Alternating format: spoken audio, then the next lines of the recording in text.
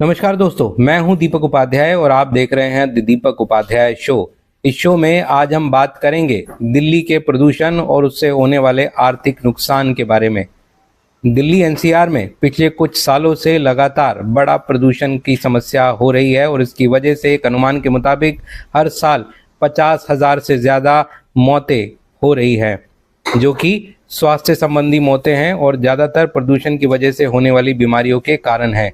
अब इसका जो आर्थिक पहलू है वो और भी ज़्यादा भयावह है, क्योंकि प्रदूषण की वजह से 3-4 महीनों तक लगातार एक ही ऑयल लेवल जैसे ही 300 होता है तो उससे ग्रैब लग जाता है। उसकी वजह से जो बाहर से आने वाली गाड़ियां हैं, जो डीजल वाली गाड़ियां हैं, BS6 नहीं है, उनका आना बंद हो जाता है। जो माल ढुलाई वो रुक जाती है, निर्माण कंस्ट्रक्शन का काम है वो रुक जाता है। और जब जब प्रदूषण ज़्यादा होता है तो उसकी वजह से लोग बाहर रेस्टोरेंट में जाना खाना बंद कर देते हैं, स्ट्रीट फूड काफ़ी कम हो जाता है। साथ ही साथ जो अन्य बाहर के काम हैं वो कम हो जाते हैं, स्कूल वैन काफ़ी कुछ, एकदम पूरा शहर जैसे लगता है जैसे ठहर गया है। और इसकी वजह से जो प्रोडक्टिविटी है वो करीब करीब 20% के आसपास तक गिर जाती है। जो बिज़नेस है वो भी 20 से 25% तक गिर जाते हैं।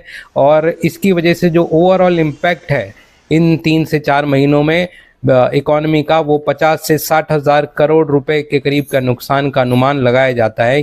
और इसमें मेजर जो पोर्शन है वो कंस्ट्रक्शन एक्टिविटी का है।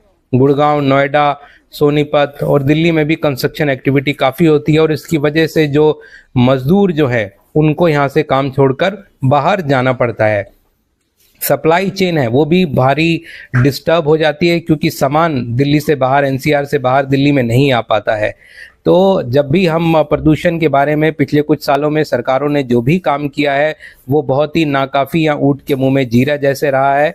अब स्प्रिंकल लगाने से या अन्य काम करने से ये सिर्फ इस प्रदूषण का इलाज नहीं होगा। इसके लिए सेंटर और स्टेट और एनसीआर में जो तीनों जो गवर्नमेंट हैं उन सबको मिलके एक बड़ा प्लान बनाना पड़ेगा और उसमें काफ़ी मेहनत से काम करना पड़ेगा, ताकि ये जो प्रदूषण की समस्या है इससे आम लोगों को निजात मिले और जो आर्थिक नुकसान इस देश का हो रहा है उसको भी कम किया जा सके। इससे लोग ना सिर्फ अभी काम कम कर पा रहे हैं, बल्कि आने वाले समय में भी उनका जो काम करने की प्रोबेबिलिटी है, जो क्षमताएं हैं, वो प्रभावित हो रही हैं, खासकर बच्चों में।